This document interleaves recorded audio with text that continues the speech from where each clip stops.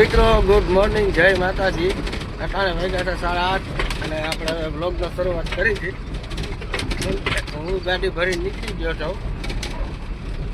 ગાડી ભરીને નીકળી તો ગયો છું કેમ કે ગાડી નાઇટમાં જ ભરાઈ ગઈ હતી અને આપણો કારખાનો 24 કલાક હાલે છે.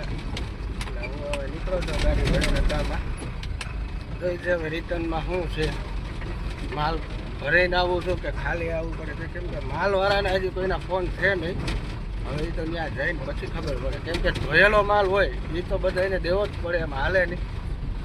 જાય છે હવે શું થાય છે શું નહીં, આજનો દિવસ કેવો જાય છે. મિત્રો જેતપુર આપણે પહોંચી ગયા છે. હાઈવે ઉપર આ પુલ છે, જોઈ શકો છો તમે. આ અંદર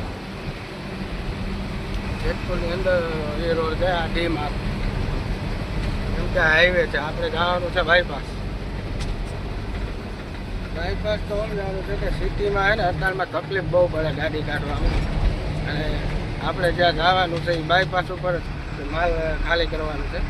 તો કીધું ખોટું અંદર શું કામ જાય, બાયપાસ જ વયા જાય. હા, હાઈવે ઉપર થઈને હમણાં સીધો માલ ખાલી. તો માલ ભરીને હું નીકળી ગયો છું. સોફરે પહોંચવા આવ્યો છું અમારા ગામની સિંગલપટ્ટી, કેમ કે આજ માલ ઘાએ ઘા ભરાઈ ગયો, વાર ન લઈ ગયો. સારું છે, બીજી કોઈ ગાડી હતી નહીં. બધી અત્યારે અમારો એરિયો આવે એટલે જંગલ જેવું ચાલુ થઈ ગયું. આ સિંહનો બોટ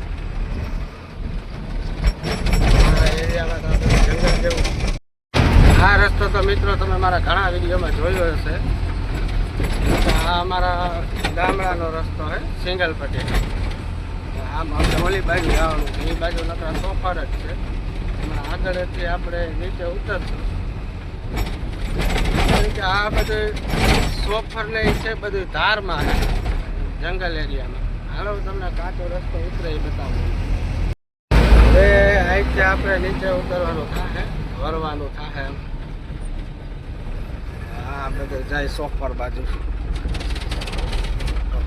કેળો. આ ઓલા હમણાં જે સોફરના ધુવાળા નીકળે ને આપણે ત્યાં જવાનું છે. આ બધું જંગલ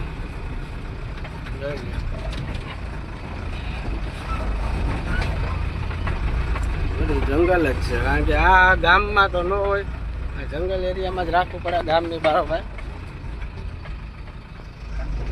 તો હું પહોંચવા આવ્યો. હવે બપોર પછી જમીને નાહી ધોઈને પછી નીકળવું છે નિરાતે, કેમ કે કાલ રાતે મારે નાહવાનો વારો નહોતો આવ્યો. 9:30 વાગી ગયા હતા, એટલે 9:30 નહીં તો સોરી 11 વાગી ગયા હતા.